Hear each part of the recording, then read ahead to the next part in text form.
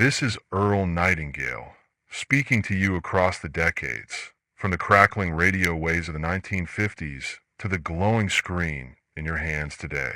Before I unveil the profound truth about what truly separates the poor from the rich, a truth far deeper than money, I ask you to take a bold but simple step. If these words ignite even a spark of curiosity or defiance in your heart, hit that subscribe button, give this video a like, and in the comments share one belief about wealth or poverty that shaped your life. Something you were taught, something you've carried, perhaps something you've questioned. Why? Because this moment could be the turning point where you rewrite your story. And I want you to join me on this journey to shatter a myth that has trapped millions. The world tells you a seductive lie. The rich are rich because they have more money, and the poor are poor because they have less. I believed it as a boy in the Great Depression, watching my mother sew by lamplight to keep us alive, envying those who seemed to have it all. But as I grew, as I saw millionaires crumble and newsboys rise to master their destinies, I learned the truth. Money isn't the cause of wealth, it's the shadow. The real difference between the poor and the rich isn't in their bank accounts. It's in their minds, their thoughts, their choices. Stay with me, and I'll show you what divides them, and how you can choose the path to true abundance, no matter where you stand today. I was born in 1921 in Long Beach, California, in a world still healing from the Great War. By the 1930s, the Great Depression had descended like a relentless storm, turning thriving communities into ghost towns and families like mine into survivors. We lived in a tense city where hope was a whisper and despair was a constant guest. My mother stitched dresses by the flicker of a kerosene lamp, her fingers worn but her resolve unbreakable. My father left when I was young, and I'd stand at the edge of our makeshift home, watching men in tattered coats line up at factory gates, their faces heavy with defeat. They spoke of money as the key to freedom, the answer to their pain. As a boy, I believed them, thinking wealth was a number, a stroke of luck, a ticket out. That belief clung to me through my youth into the United States Marines, where I served during the attack on Pearl Harbor in 1941. There, amidst fire and chaos, I saw that survival demanded more than money. It demanded courage, clarity, resolve. After the war, in the 1940s, I found my calling behind a microphone, broadcasting from small radio stations to a nation piecing itself back together. I met the elite and the everyday, tycoons who'd built empires from scraps, heirs who squandered fortunes, shopkeepers who turned dreams into legacies, and scholars who lived in quiet despair. I asked the wealthy, "What brought you here?" Never once was the answer money. It was ideas, habits, discipline, faith, qualities of the mind, not the pocket. By 1956, when I recorded The Strangest Secret, a message that sold over 1 million copies and touched lives across the globe, I'd seen enough to know the truth. I'd spoken with thousands, from factory floors to boardrooms, and the pattern was clear. Poverty and wealth aren't about dollars. They're about decisions. The rich think differently, act differently, live differently, not because they're luckier, but because they choose a mindset of abundance over scarcity. That truth became my mission, and it's what I'm sharing with you now, because it's not just for the privileged, it's for you. Here's the truth that shatters the myth. Poverty is not the absence of money. It's the absence of purpose. Wealth is not a pile of cash. It's a direction of thought. The poor and the rich breathe the same air, walk the same earth, face the same uncertainties, but their minds dwell in different worlds. The poor think in scarcity, feeding fear, blaming the world, waiting for a savior, luck, a lottery, a handout. The rich think in possibility, feeding faith, creating opportunities, acting despite obstacles. Money is the shadow, not the substance. Mindset is the substance. The rich set clear goals, hold them in their minds like a compass, and act with relentless discipline, even when the path is steep. They see challenges as puzzles to solve, setbacks as lessons to learn, risks as steps to growth. The poor see challenges as walls, setbacks as proof of defeat, risks as threats to avoid. Wealth isn't about what you inherit. It's about what you believe you can build. Poverty isn't a paycheck. It's a mindset that whispers, I can't, when the truth is, I haven't started. This revelation is your power. You can choose your thoughts right now. You don't need money to think rich. You need purpose, clarity, action. Your mind is a garden, and every thought is a seed. Plant scarcity, and you'll harvest poverty. Plant possibility, and you'll harvest abundance. The difference between the poor and the rich isn't luck or circumstance. It's the courage to think differently, to act boldly, to live with purpose. Let me take you back to the America of the 1940s to 1980s, a world of grit, redemption, and quiet triumphs, where mindset made the difference between poverty and wealth. In 1957, I received a letter from a bus driver in Cleveland, a man with no savings, no connections, just a radio tuned to my show. He'd been trapped in a cycle of fear, listening to news that fed his doubts. Then he heard the strangest secret and made a choice. He stopped the news and started my record, absorbing the truth that we become what we think about. Every day, he pictured owning a transport company, thought like an entrepreneur, saved every penny, studied business. By 1962, he ran a fleet of buses, employing dozens, supporting his family and community. His wealth wasn't a windfall. It was a mindset built one thought at a time. In 1962, a woman in Los Angeles sold curtains door to door, her pockets nearly empty, her spirit tested. She heard my broadcast and decided to think rich. Every morning, she woke an hour earlier, writing her goal, to design her own textiles. She thought about it daily, sketching patterns, learning the trade, refusing to let scarcity define her. By 1968, her design studio supplied boutiques across California, earning her respect and independence. Her riches weren't handed to her. They were grown from a seed of belief. In 1947, a dock worker in Seattle, raised in poverty, wrote to me after hearing my radio show. He'd always thought money was the answer, but my words shifted him. He set a goal to open a bookstore, thinking of it daily, reading one book at a time to learn the trade, saving every dime. By 1953, his shop was a haven for readers, a cornerstone of his community. His wealth wasn't cash. It was vision, a mindset that saw beyond his paycheck. In 1959, a seamstress in Atlanta, a single mother of three, sent me a letter. She felt crushed by poverty until she heard the strangest secret.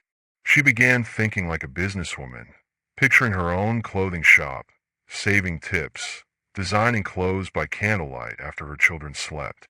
By 1965, her shop thrived, sending her daughters to school. Her riches weren't money. They were faith, a refusal to let circumstances define her. In 1966, a teacher in a Chicago schoolhouse, with no savings, dreamed of starting a tutoring program for struggling children. She listened to my broadcast and began thinking like a leader, writing her goals daily, studying education methods, acting despite skepticism. By 1972, her program reached hundreds, changing lives. Her wealth wasn't financial. It was purpose, a mindset of service.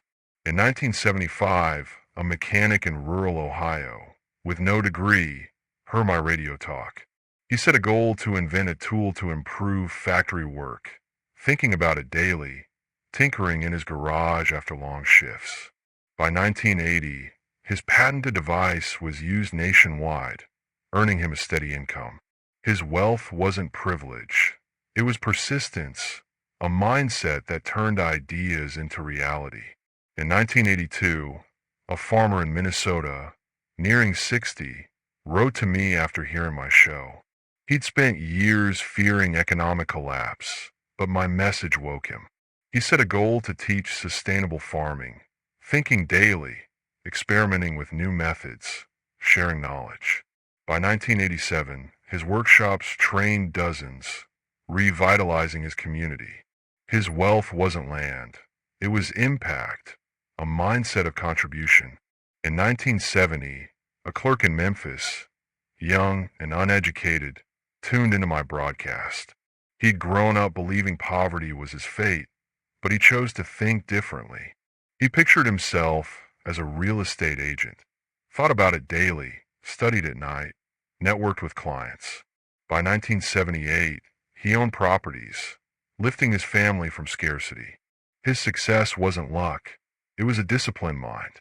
But I also saw the other side, those who thought poor, no matter their wealth. In 1960, I met an heir in New York, born to millions, yet miserable. He blamed the world, feared loss, hoarded his wealth, but squandered his spirit. By 1967, his fortune was gone, lost to poor decisions rooted in scarcity. His poverty wasn't financial. It was mental, a mindset that saw only threats. And in 1955, a businessman in Chicago, wealthy by all measures, shared his story with me. His bank account was full, but his life was empty, fearful, resentful, purposeless. By 1963, his business failed, not for lack of money, but for lack of vision. His poverty was a choice to think small, despite his riches. These are real people, not legends. Their stories prove the truth. Mindset, not money, is the divide. Here's the painful truth. Your life is a mirror of your mind. The poor and the rich live in the same world, but their thoughts create different realities. The poor dwell on what they lack: money, opportunity, fairness, feeding a cycle of fear, blame, and inaction. They wait for the world to change, for luck to strike, for someone to save them. The rich dwell on what they can create: solutions, opportunities, value, feeding a cycle of faith, effort, and growth. They act, even when the odds are against them, because they know the world doesn't owe them. It reflects them. Most people never see this mirror. They point to their circumstances, their job, their past, their bank account, saying, "This is why I'm poor." But the real barrier isn't outside. It's inside. Your thoughts shape your habits. Your habits shape your actions. Your actions shape your destiny. If you think like the poor, you'll live like the poor, no matter how much money you have. If you think like the rich, you'll build like the rich, no matter where you start. The tragedy isn't poverty of circumstance. It's poverty of thought. The question isn't what you lack. It's what you choose to think. The world will tempt you to think small, to focus on bills, on news, on excuses. It will whisper that money is the answer, that wealth is for others, that you're too late, too young, too old. But those are lies, designed to keep you stuck, to dim your light, to steal your purpose. The truth is, you hold the power to think rich, to choose abundance, to act with purpose, right now. The divide between poverty and wealth isn't a check. It's a choice. I'm not here to sell you a dream. I'm here to awaken you to a truth. The difference between the poor and the rich is in your thoughts, and you can choose your thoughts today. Poverty of mind is a shadow you can step out of. Wealth of purpose is a light you can ignite. You don't need money to start. You need a goal, a belief, a step. The rich aren't richer in dollars. They're richer in clarity, in discipline, in courage. You can be rich, too, not in greed, but in growth and impact in life. This is your challenge. For the next 30 days, think like the rich. Every morning, set one clear goal, something that stirs your soul, that gives you purpose. Write it down to make it solid. Think about it morning and night, letting it guide your mind like a star in the dark. Act on it for 1 hour each day, no matter how small the step. Read a page, write a plan, solve a problem, serve someone. Don't feed fear, feed faith. Don't wait for money, create value. Don't blame the world, shape your own. You're not here to survive. You're here to thrive, to build, to leave a legacy. The divide between poverty and wealth isn't chance, it's choice. Think rich, act rich, live rich, not for money's sake, but for meaning's sake. The world may not see your wealth yet, but you'll feel it. The power of a mind aligned with purpose, the strength of a life built on faith. Start today. Think today. Become today. Tomorrow, when you wake, the world will try to pull you back to scarcity, to fear, to the lie that money is all that matters. But you'll carry a truth. Wealth begins in your mind, not your wallet.